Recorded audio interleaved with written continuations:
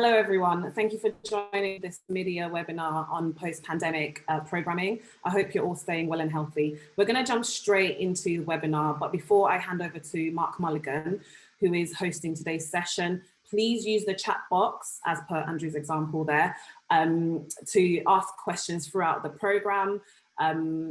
And we'll be addressing them later on. We've extended that portion of the program so we can get to as many of your questions as possible as they pertain to the theme. We'll also have a special announcement midway through today's program, so stay tuned for that and the panel discussion. For now, I'll hand over to Mark to kick us off. Great, thanks, Laura. Hello, everyone. Thanks for joining us. Those of you who are joining us again, welcome back. So we've got a packed agenda for you today. We're going to be going through, first of all, I'm going to walk you through some of our latest research, and then we're going to have some quick 5-minute industry spotlights from some of the MIDiA analysts, and the special announcement Dara referenced, and we move on to a panel discussion between a lot of the MIDiA analysts, and then we're going to incorporate questions from yourselves. So do keep finding the questions all along, and we'll try to fit in as many as we can. So these are the people who you're going to see on the panel today. As you hopefully know, MIDiA really focuses on where media and tech meet. So we've got analysts here covering off everything from cultural trends to music, video, games and sports. And the research which I'm going to walk you through is really going to frame the approach for all of this presentation, for all of this webinar. For those of you who've joined us previously or who are MIDiA clients and read our reports, you'll know that from the very outset of the pandemic, we started delivering a whole program of research, insight, analysis and data, initially looking at the near-term impact, and then beginning to look a bit more at the longer-term outlook. We've got to this stage now with a theme of research that we're calling post-pandemic programming. And what we mean by that is we're entering this phase now where we're getting into the second wave of COVID, plus the onset of a global recession. A global recession which was already in the makings before COVID happened, but obviously COVID has accelerated that. So we're going into this really quite unprecedented period in modern history where we have a global recession and a global pandemic interplaying with each other. So with a view to this, what we tried to do is create a framework to help identify, what are the behaviors and resultant business models which have emerged during this period that will outlast the pandemic and that will outlast the recession, but also those which are going to be vulnerable to a recession, and then looking at the interplay between the recession and the pandemic and how that will impact businesses. So that's the broad theme that we're going to cover. I'm going to highlight some research from a report we published on this recently, and a lot of these themes you'll hear other MIDiA analysts develop throughout this presentation. So to start, this is looking at Q2 2020 revenues and Q2 2019 revenues. The blue bars is revenues and the grey bars are the net income, and then you've got the net margin across the top. So we can look at the profitability and the revenue performance of different industries across this period. Each one of these categories is a selection of companies within them, and this is the gross total for them. You'll see there's definitely some consistency that you can see across. So most of those sectors have seen growth or at least stability during the period. But you can also see that there's some very different stories about net margins. So let me walk through why some of these things are happening and why it's important, and also to explain why we've taken this selection of companies to illustrate the point.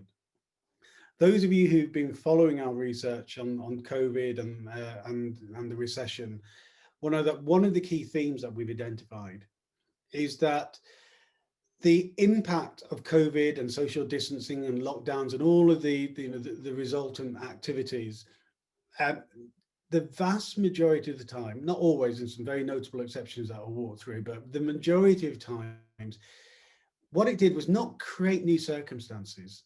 It created a catalyst that accentuated or accelerated pre-existing trends. So we think about, for example, we're all here on Zoom.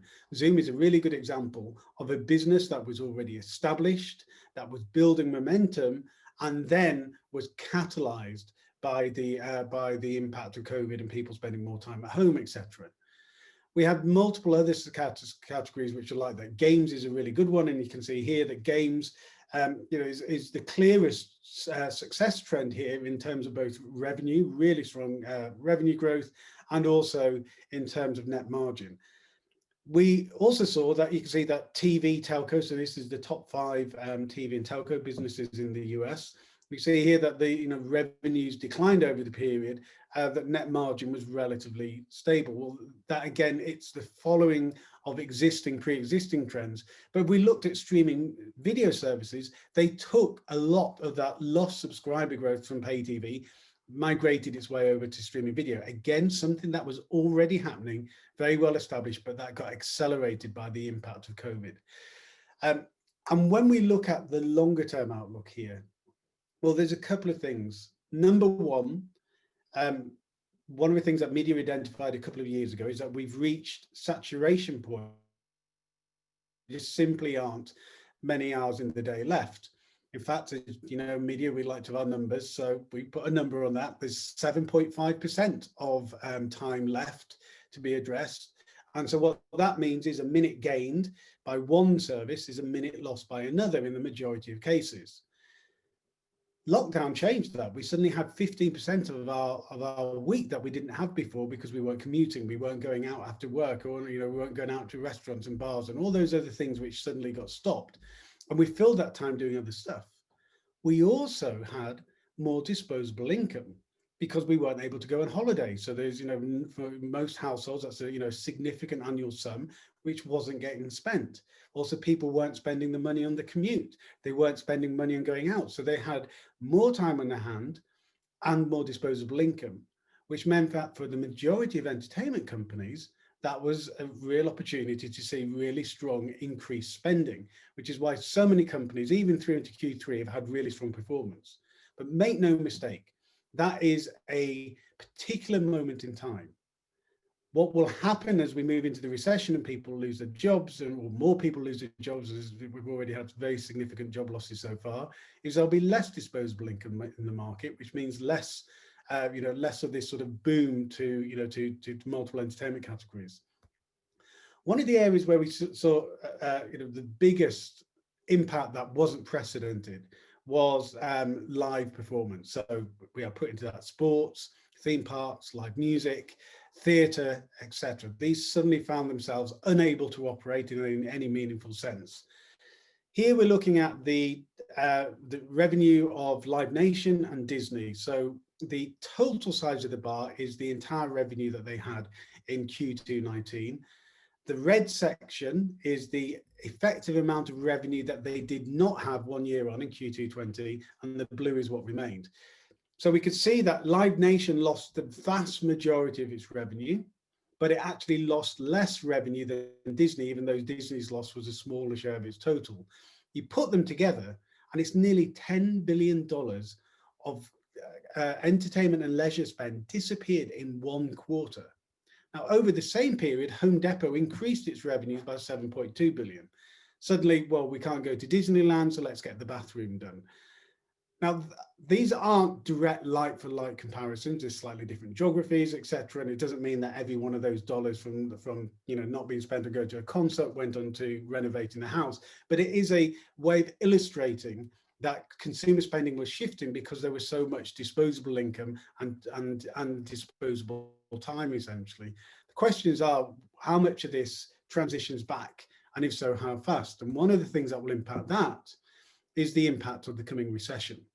And some markets in the world are already in recession, others are edging towards it, using the strict definition of being 2 successive quarters of negative growth.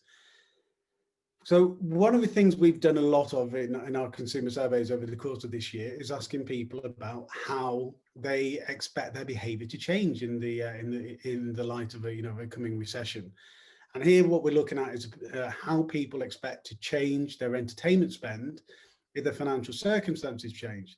Now, out top, you see eating out less, going out less. You might think, well, if all these people are being cooped up with lockdown measures, not being able to go out, surely that's going to be the last thing they're going to want to cut back on. But when you think about eating out less, going out less, the secret is in the word less. It doesn't mean you have to stop doing it. It's something that you can dial down and control the spending on. A music subscription or a video subscription is a very different thing. You either have it or you do not have it. And when we look at that, you can see a roughly similar share of video subscribers and music subscribers say that they expect to cancel their subscription if their financial circumstances change. But they will have very different impacts on the market. So a high share of video subscribers have more than one video subscription. So losing one video subscription in the majority of cases is simply going to be one subscription going out of the market. But the majority of music subscribers have only one subscription. So when somebody cancels a music subscription, that is a music subscriber going out of the market. So one less monetized user rather than one less monetized account.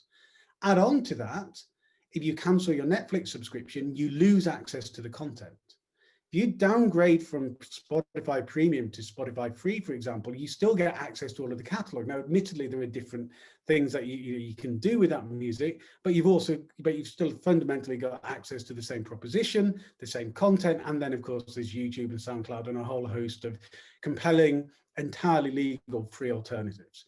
So the key takeaway from this is this does not mean that if a recession bites hard, we're going to lose a quarter of music subscribers and a quarter of video subscriptions. This is directionally giving us a sense of where people expect to cut their spending.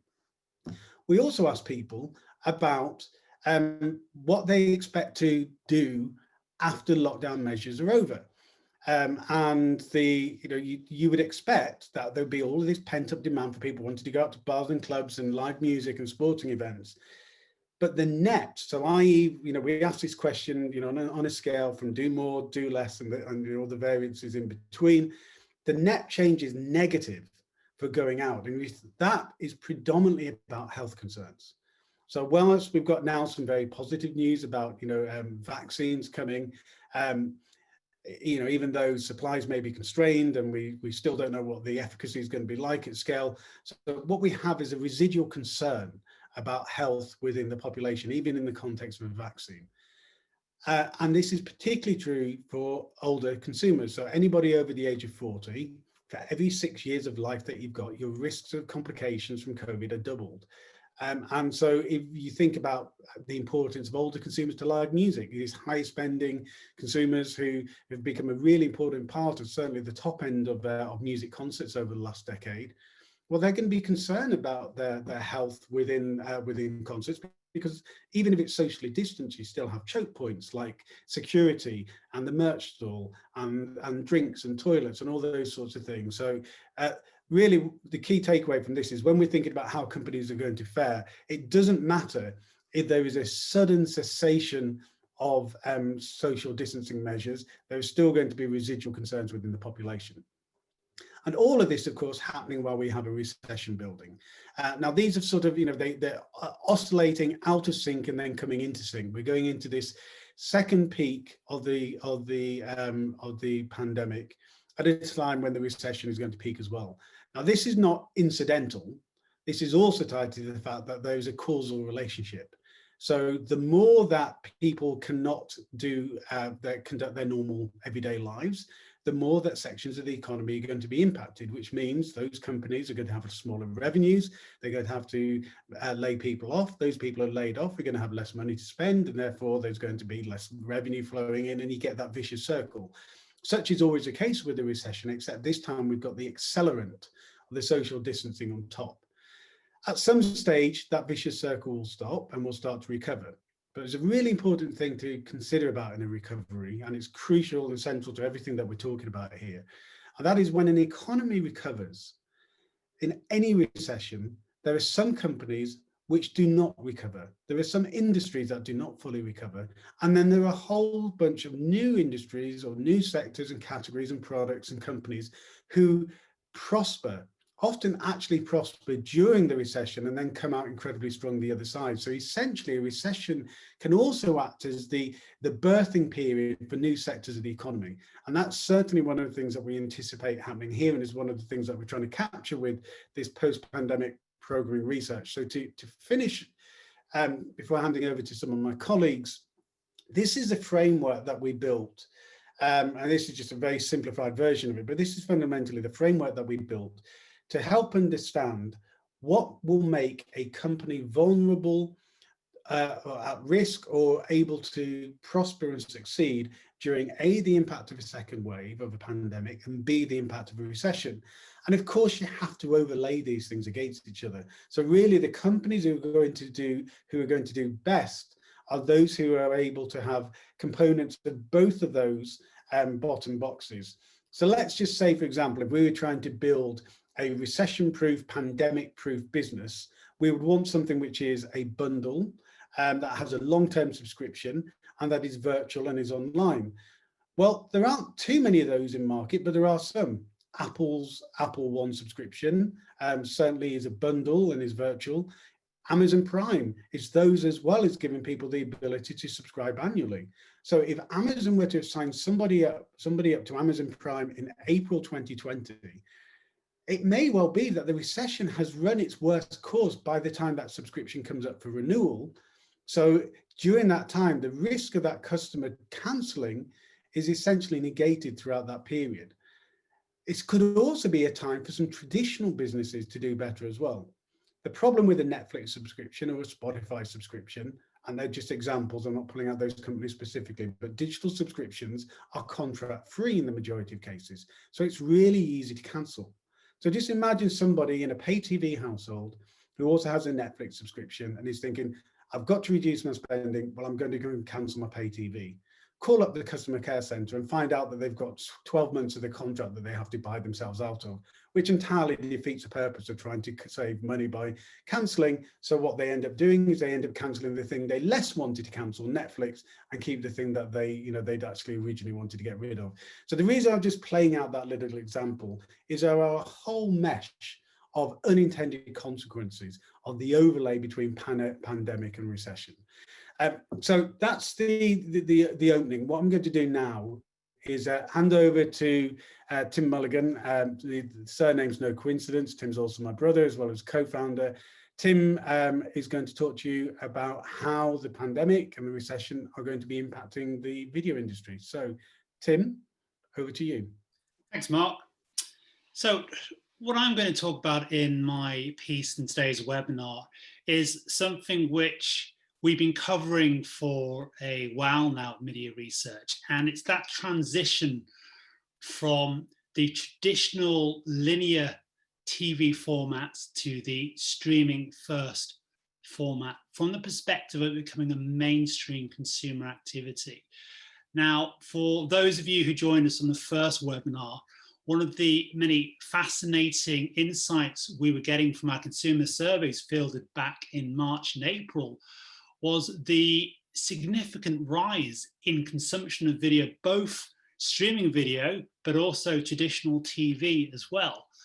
Now, as we move into this post-pandemic landscape, and as Mark's referred to, we've got to separate what are behaviors that are typical of this unusual time we're in now, as opposed to those that will become entrenched in the new normal, whatever that may be in a post-vaccine world.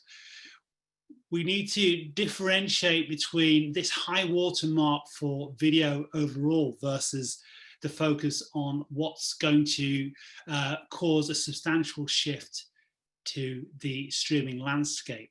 Now, the reason why I'm emphasizing that shift to streaming is we've always called it as an inevitable transition at MIDiA, and that comes down to convenience. Now, what's held back that transition has been the four key traditional appeals of of TV, predominantly in pay TV ecosystem, or also in the free-to-air ecosystem as well. And these have been, as you can see in this slide, scripted drama, factual reality, sports and news. Now, scripted drama was taken a long time ago, arguably as far back as 2007, when Netflix transitioned into being a streaming first proposition. The weaponization of Netflix originals such as House of Cards in 2013 really drew attention to the USPs of on-demand engagement for premium paywalled content. And if we fast forward to where we are today, where Netflix is producing between 40 and 50 originals per month in 2020, in a landscape still heavily impacted by COVID-19, we can see that scripted drama is very much part of this streaming first reality. Factual and reality itself, also increasingly inroads being made there. If you look at how Netflix has had success around the Tiger King series and around some other reality TV shows, this area is also coming under sustained attack. Now, the two remaining holdouts of sports and news, they have been resilient for a number of reasons. Sports, obviously, a unique case, which my colleague Alistair will go into greater detail in his piece. But news, I want to draw attention to that, because that arguably is what will be the pivotal shift towards streaming becoming a substitutive rather than an additive service in 2021. And why do I say that? Well, unless you haven't been paying attention, this has been an unprecedented year for news. Now, at the core of it, of course, has been the pandemic, the need for a daily news update. But obviously, there's been a lot of important domestic and international news stories that have been transpiring. Now, news matters from a perspective of direct-to-consumer video becoming normalized, because it's the one key part of the pay TV ecosystem yet to make that transition. It's noticed to be an area that Netflix doesn't have any current position in, but crucially, it allows for daily engagement for new streaming services. So even though we have an increased amount of time, an extra 15% of daily time available for entertainment because of lockdown, you still need to retain those users. So retention comes to either with the amount of originals you're putting out or the reasons to maintain a daily touch point. So news provides that. So we look forward to what Peacock's doing in the market in the US, what's likely to happen internationally, what may come around with Paramount Plus next year. News will come to the fore for direct-to-consumer propositions, and we'll see 2021 direct-to-consumer will look increasingly similar to the traditional pay TV landscape. And with that, I'm going to hand you over to my colleague, Carol Severin, who will be able to provide a perspective on the gaming landscape. Thank you. Thank you, Tim. Hi, everyone. I'm going to spend the next 5 minutes or so talking about games, and particularly around the timing for games companies as it sort of pertains to what we believe is a key growth opportunity for games and other entertainment verticals entering into the post-pandemic era. So the opportunity is, of course, to do with games transitioning from a place that supplies games entertainment and games experiences to shifting into becoming destinations for all entertainment consumption, and that way capture some of that, some of the entertainment spend overall. And so, in looking at, and talking about what the particular timing and what's unique about the current timing, I want to just talk about what really drives this opportunity. And it's a combination of things. And we see one of those is consumer dynamics. We then also have COVID dynamics. Those two are very separate. The consumer dynamics have been here long before the pre-pandemic. And they remained here during the pandemic, and they will remain here after the pandemic. And we've covered the overlaps of gamers and other entertainment formats plenty, but the sort of one data point I keep coming back to because it keeps amazing me is just how much more likely the gamer segments and the gamer subscriber segments are actually much more likely to subscribe and spend money across entertainment verticals, even more so than their entertainment verticals siblings, so to say. In the COVID related part and the COVID dynamics, we've also had two things happening at once. The sort of COVID bounce, as we identified a couple of months ago, and that is mostly to do with games, obviously seeing the uplift in engagement with thanks to lockdowns, as well as uptick in revenue, partly thanks to sort of government stimuli around the world and essentially subsidizing a lot of that disposable income that was at risk. Now, the second part, while games have been benefiting from this, the second part of the COVID impact meant that the ability to monetize fandom has been severely disrupted in other entertainment verticals, such as music or sports, right? Particularly with sort of music events on hold, etc. So you've got this sort of triple whammy of circumstances that we are facing right now. The consumer dynamics, they are here to stay. The COVID dynamics, they are going to go away at some point gradually, sort of over the next 12 to 18 months, let's say.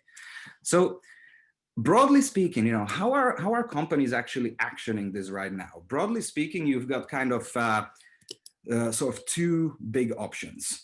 One, the option A, is you are essentially going to do more of the same sort of ad hoc transactional partnerships, one-off activations, usually involving some sort of direct brand deal or a licensing deal. And there has been a big increase in those and a lot more creativity as well. Then you've got the other option, which takes a slightly more sort of longer term approach, requires a little more investment, has got essentially like a longer lead time before you may see the investment come back. And so these are kind of the two options. And at the moment, really, we are seeing companies engaging much more in option A than option B. Companies are essentially really doubling down on lots of new partnerships, but they are essentially really still transactional, and it's really more of the same older or traditional partnerships that we have been seeing. And there's lots of good reasons for it, by the way. It is really tempting to double down on this because A, the processes are in place, the industries know, all the industries know how to negotiate these deals, and there is increased interest from both sides. So it only makes sense that it would intuitively come that we're going to see more of option A happening. But I think there is an argument to be made that although intuition might tell us to double down on option A, the timing right now is actually more favorable to put your resources and focus further towards option B and take that sort of longer term approach. And here is why I think that option B is something that really should be considered these days. It is because, as we mentioned, the consumer dynamics, they are here to stay. The COVID dynamics, they will essentially go as lockdowns around the world ease and government sort of stop or ceases to subsidize disposable income of consumer, etc. And when that happens, the timing for these longer term infrastructure partnerships may no longer be as great anymore. Really, this is because companies, as soon as lockdowns end and as soon as we sort of try to go back to the normal, as we say, companies are going to start getting distracting by chasing the old world metrics again, right? So the second you can do live gigs, you can be sure music companies are going to do everything they can to have live gigs. The second sports, are back on, same thing there. So this is really the time to take. You've got this sort of 12 to 18 month period whereby you can actually spend the time on engaging and building these new types of infrastructural partnerships. And just to give you an example between what an option A type of partnership could be and option B type of partnership could be. Option A, think about an artist doing a gig inside a game. Option B, it's a sort of one direct partnership that you're striking. Option B could be something like a record label clearing a set of music rights, making it available to a large developer or a publisher for all developers to use and actually create their own in-game items out of it. And essentially creating this kind of infrastructure for partnerships that gradually becomes scalable and partially even automated. So I truly believe, you know, the second you are, if you can take the sort of next months to figure out some of these infrastructural partnerships and put a lot more focus there, then by the time we're gonna get to the point, you have a really good chance of coming out with a significant competitive advantage.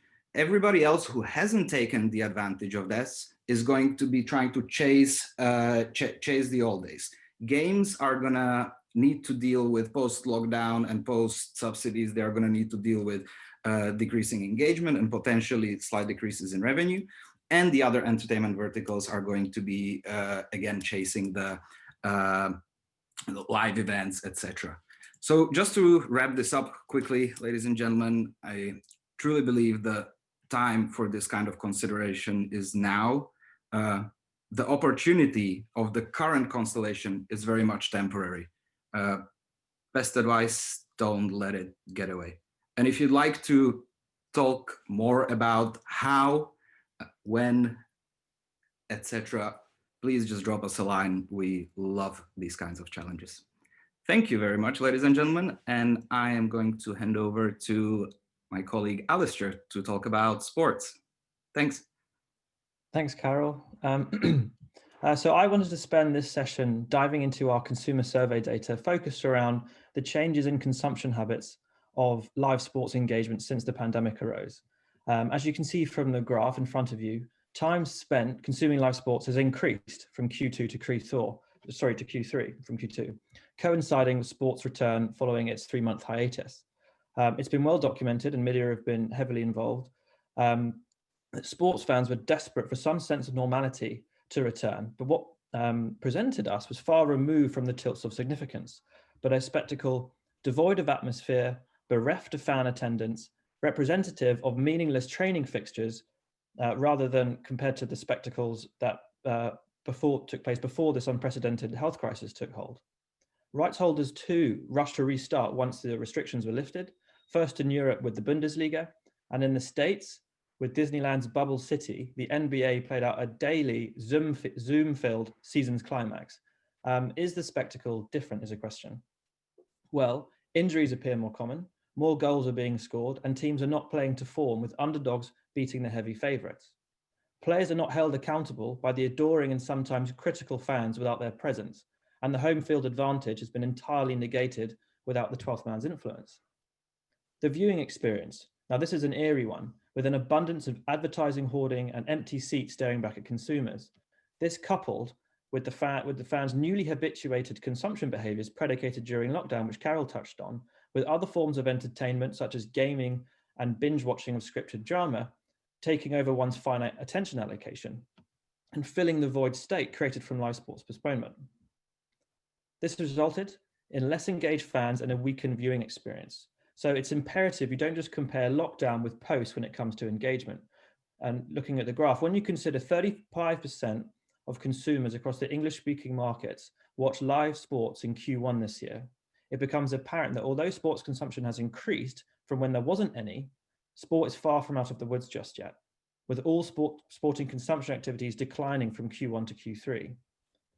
Rights holders and broadcasters must take note. The viewing experience has to adapt to current circumstances, be it encouraging digitally synchronized group streaming sessions and innovative customized viewing angles. We at MIDiA earmarked 2021 as the D-Day for sporting rights, marking the start of the next rights cycle for each of the market's premium domestic rights in the US, UK, and wider Europe. And this is also the first opportunity for the tech majors and sports-centric streaming services to displace the traditional pay TV incumbents who still retain the lion's share of these premium rights. But more importantly, 2021 looks to be ground zero, so year zero for the new live sports viewing format. We've seen COVID expedite the need for building up digital engagement and, to quote the NHL, create a made-for-TV viewing experience. Without fans in attendance, the spectacle must be addressed if anyone wants to expect a return to pre-COVID levels of engagement. And although Q3 showed signs of increased engagement, we have just entered our second lockdown here in the UK, with COVID showing no signs of waning. And the UK government yesterday announced they have no plans to introduce fans back into stadium anytime soon. Therefore, sport needs to adapt to adhere to the changing climate. The pandemic has taught us a few things. Firstly, that live sports is an extremely vulnerable asset during a global health crisis, and the possibility of another pandemic or global health crisis is likely. And secondly, that rights holders who innovate with the current viewing format and prioritize digital engagement beyond the pure play of broadcasting live sports, to what Carol mentioned, incorporating esport partnerships into their strategic roadmaps, these companies are going to not only navigate pandemics better, but also tap into the younger and largely unaddressed digital natives who report and show a lower propensity for consuming traditionally broadcast live sports. Thank you very much for listening. I'm now going to pass you over to my colleague Hannah with MIDiA's special announcement. Hi everyone, just a special thanks for joining. Today we're discussing some insights, but as a research company, we're always searching for new data. So you'll notice we have a poll up on the screen, or it should be up on the screen in a second. There we go. So if you could just take a moment and answer 2 quick questions. We just want to know, what is the most important priority for your business after the crisis, and how long do you think that the recession is going to last? The big questions on everyone's minds. I'm sure you all have huge opinions on it. So I'll just give you a moment to kind of look at that. So also, before we launch into the panel discussion, a quick note: we're going to cover a lot of ground today, but obviously it is impossible to get to everything. So if you're still curious after or want to delve a bit deeper into more specific aspects, you're in luck. We have just launched our very first podcast series to do exactly that. 2 of our episodes are live already, and we have a further 3 coming every week. Each episode focuses in on a different topic. So we've got our respective experts chatting advertising, subscriptions, games and sports, and consumer cultural shifts. So you can find us on Spotify, Acast, and most of the other big platforms. The links should be available on screen, and we'll also be posting them afterwards. So again, thank you for tuning in. And if you found today's discussion valuable, definitely check out the new series. So I'll pass you back to Mark to kick off our panel discussion. Okay. Thank you, Hannah. So we're super excited about the podcast. We've put a lot of work into it. We're pretty pleased with the results, and hopefully you will be too. So we're going to move into the panel discussion now. You've heard quite a few sort of viewpoints, and I will just put it. There you go. So you can now see us all. So I'm actually going to start with you, Hannah. One of the things that we didn't touch upon so much so far, and what we've spoken about, is the cultural impact of recession. So and pandemic. So this is something I know you've been looking at a lot and writing about. So why don't you tell us how you think what are going to be the cultural implications and legacies of the pandemic and the recession on the entertainment industries?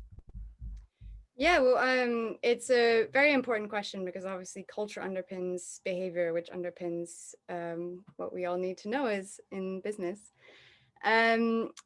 Obviously, having gone from short-term adaptations back in March out of necessity to very long-term behavioral shifts that have now become new habits, we've seen some continuations of older trends that have kind of been exacerbated by the situation.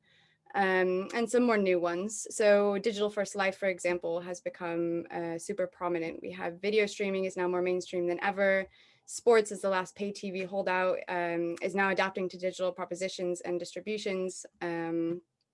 Gaming has really taken off. We've had obviously some stakeholder interviews that I'm putting in my report coming out soon.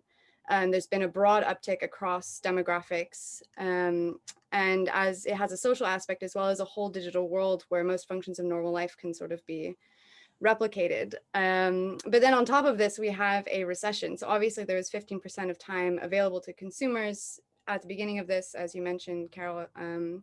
But now we're entering a period of reduced spend, which is going to obviously impact how many subscriptions consumers can keep. So you're going to see a huge surge in bundled propositions, because they have, better value for money, and all of these services are really necessary now and very much considered normal. But you're also going to see a lot of, pardon the sirens, South London. But then you're also going to see a shift, particularly in younger consumers who have less spending power and are most impacted by the recession most quickly, will shift to ad-supported, be more likely to cancel their subscriptions, may resort to like slightly dodgier ways of getting the content that they want. And then, so it all drops down to like the bigger questions. It opened up 15% of spare time. How much of that time is going to remain open? How many people are going to go back to work? At the beginning of the recession, or at the beginning of the crisis, a lot of big CEOs were saying, well, maybe the days of the office are over. A lot of people do seem to be very keen to continue working from home a lot of the time. But with the vaccine, obviously stocks in Zoom have dropped. So we would anticipate that some of that time remains open, but obviously there's going to be a bit of a crunch with the recession. Thanks, Anna.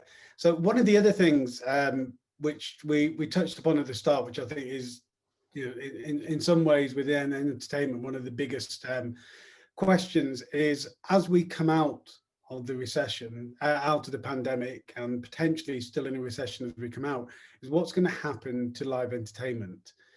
So Keith, I know this is something you've been spending quite a lot of time looking at. Are you glass half full or glass half empty about the outlook for live? And I'm thinking particularly about the interplay as well between the new emerging live streaming and virtual concerts, nascent as they are, versus the traditional business, which is obviously down on the floor at the moment.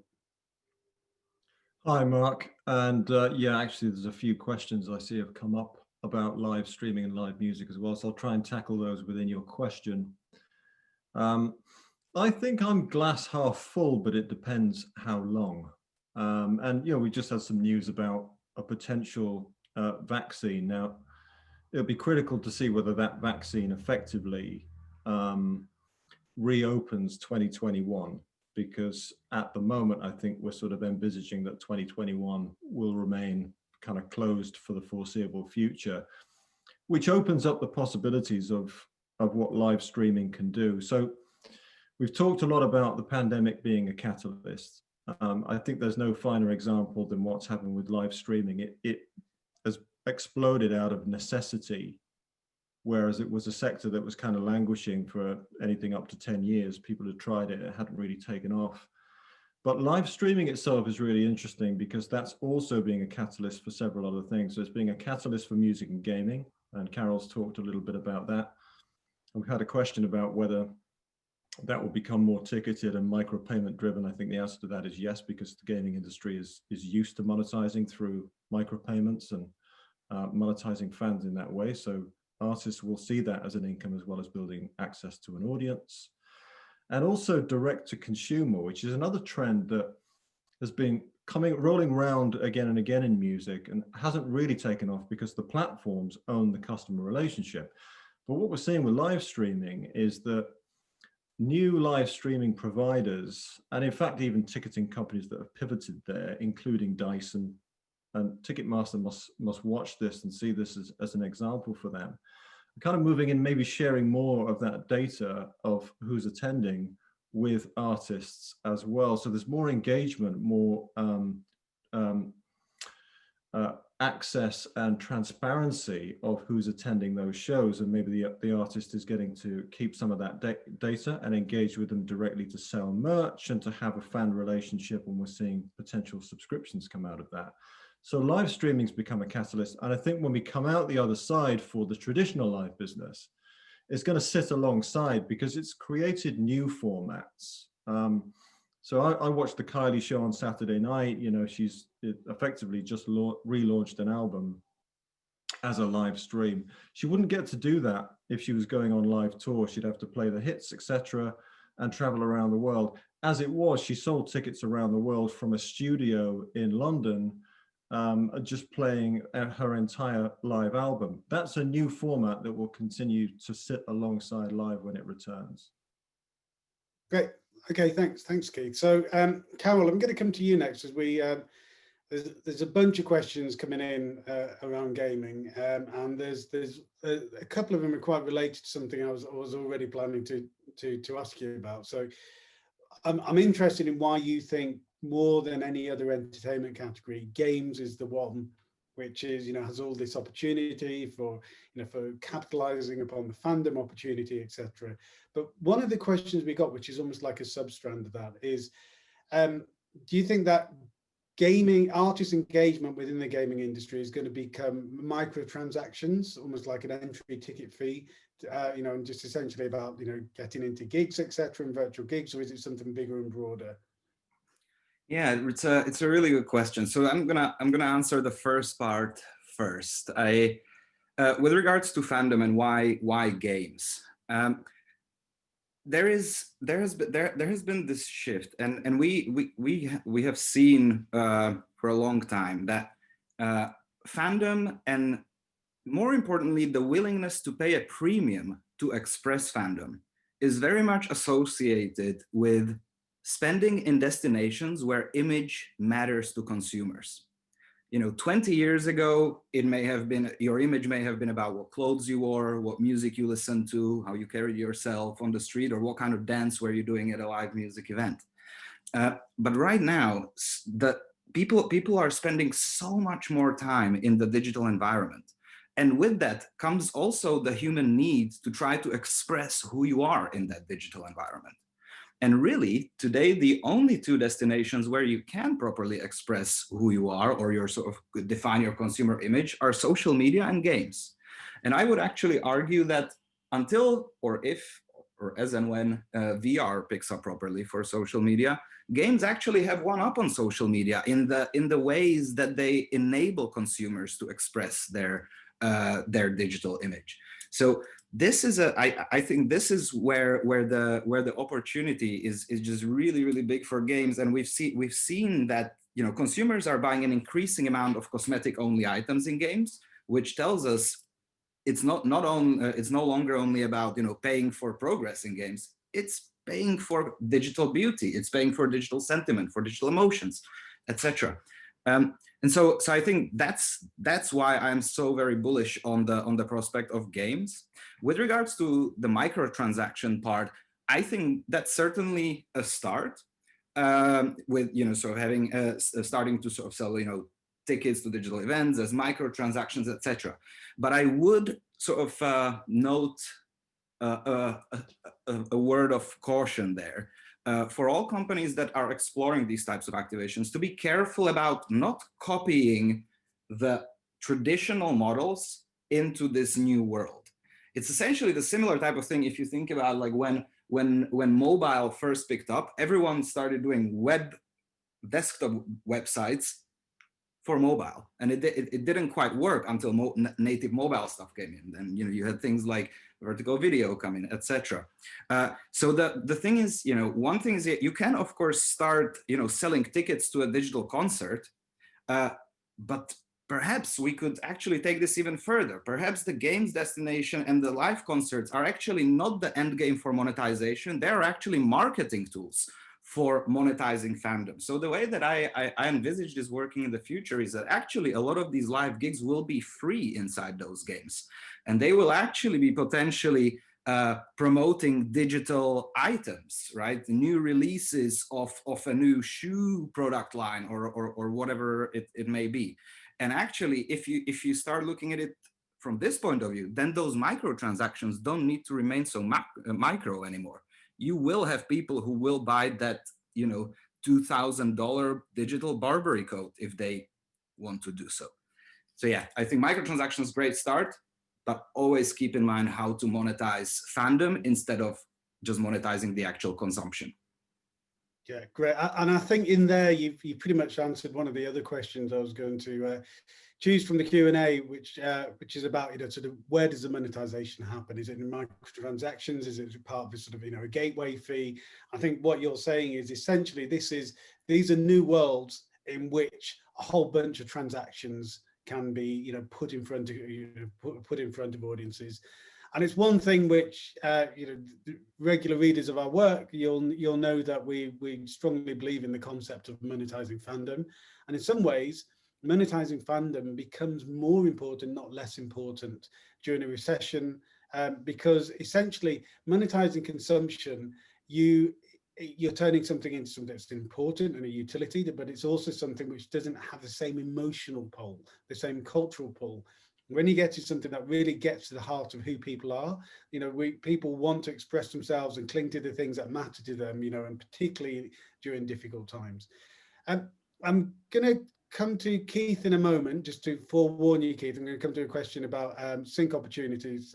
But before that, I want to talk to Hannah one more time about, again, something we haven't drilled into as much detail so far, and that is the role of advertising, obviously being so important, as the sort of alongside, premium within the digital economy.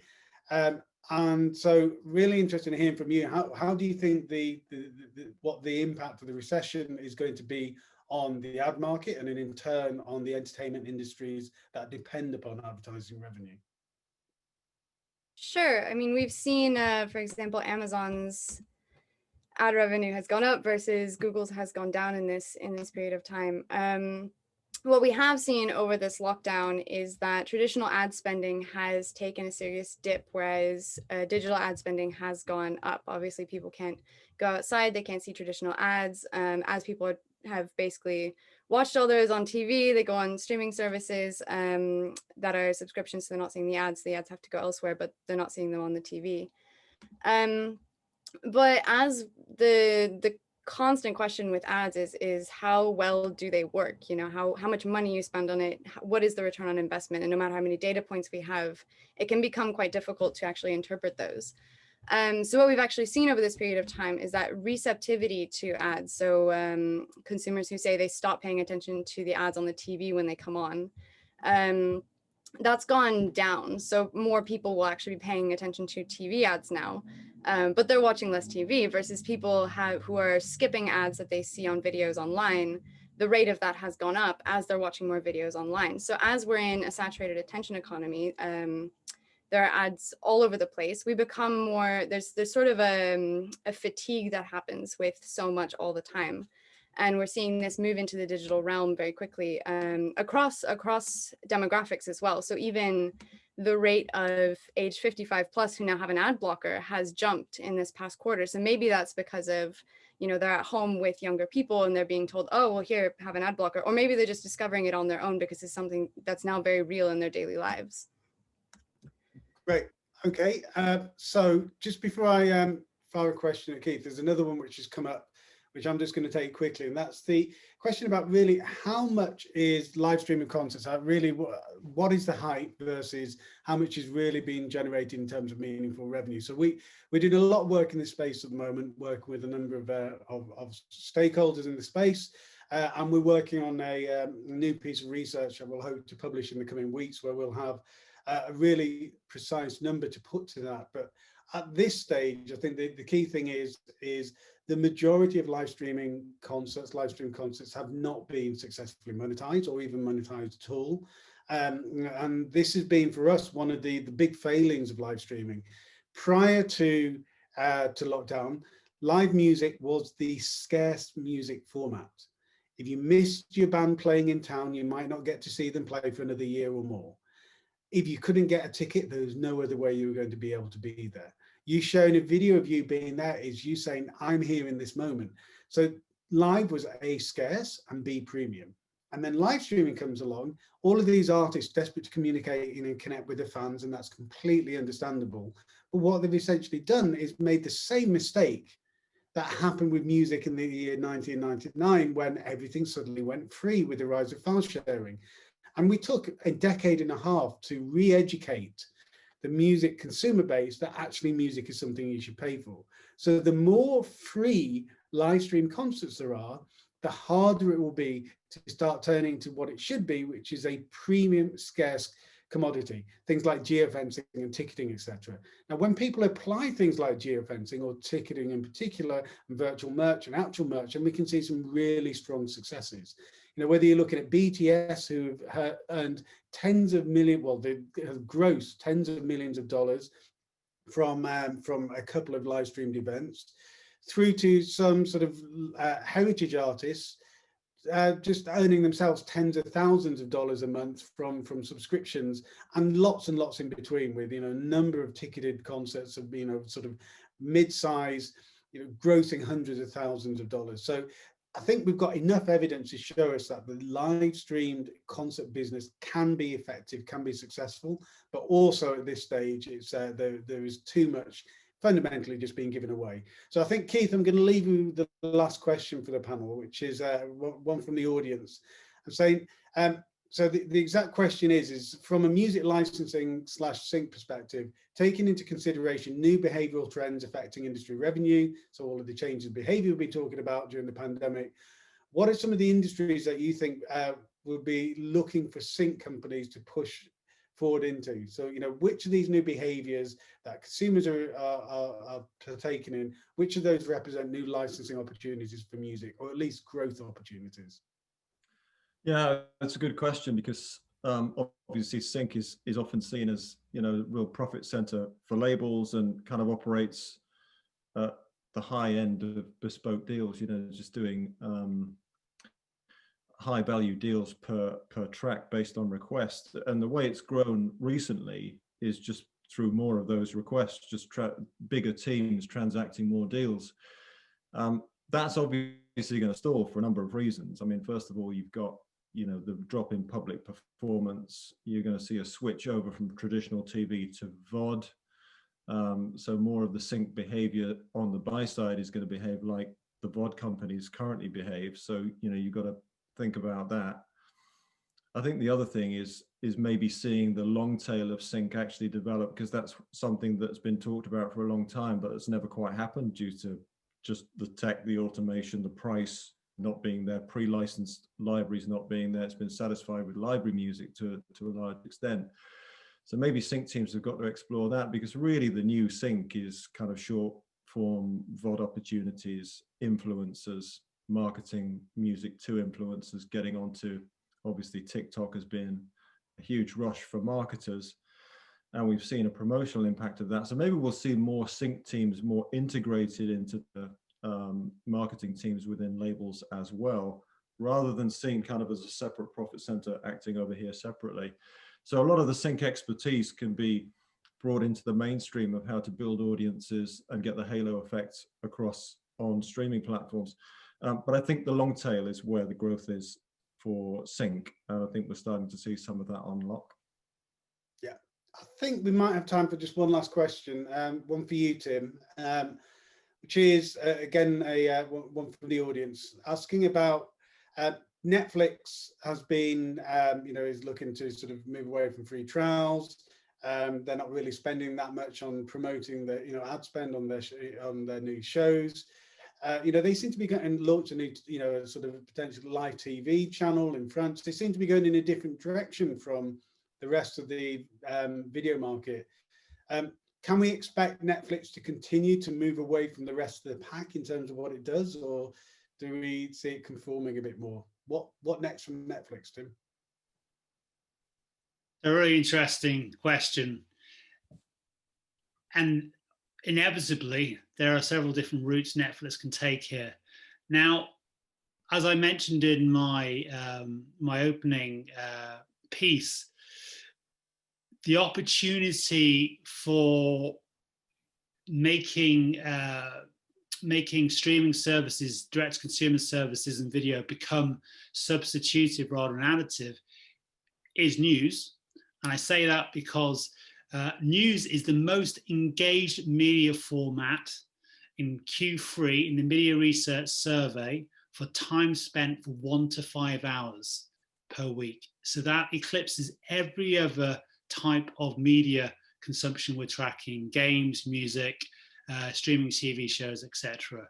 So having said that, there's a clear gap in Netflix not having news. Now, I don't believe Netflix are going to go down news.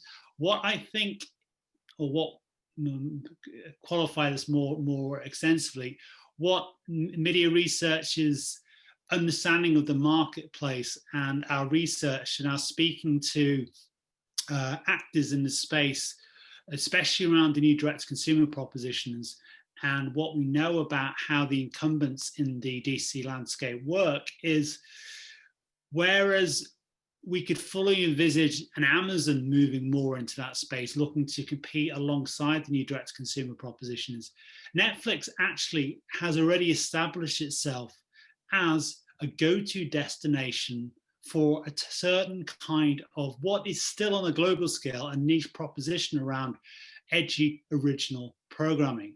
Now, what's to stop Netflix taking this one step further, especially with the move into live channel trials in the likes of France, to actually become the digital HBO? So you think about that for a moment. Actually, their strength is not to try and become like the other existing competitors. Their strength is to double down at a global scale, being a primary destination for premium scripted drama and factual. Okay, perfect. I think that's now all that we've got time for. Okay, so that concludes the webinar. Thank you all very much for joining us and for your questions and taking part in the polls. And apologies, we did get quite a few questions, so apologies if we didn't get through to some of your questions today. But you can reach out to the analysts, myself, Stephen, and Colette at MIDiA Research if you want to follow up on any of the discussions. I truly hope you found that useful and informative. And like I said, if you have any more questions about today, or you'd like more details about our pandemic and recession research, or how we're partnering with businesses like yours, feel free again to contact me and Colette or Stephen. Their details are in the presentation, and I'll be sharing that in a follow-up email with you guys. A recording of today's webinar will also be available on our website in the next few days, if you'd like to revisit some of the discussions as well. And of course, check out the new podcast. It's going to be available on all major platforms. It's really exciting, guys. You get to hear more of these, the important discussions that we're having here. So yeah, join us on that exciting journey. And we look forward to reconnecting with you all again next time. Thank you and take care.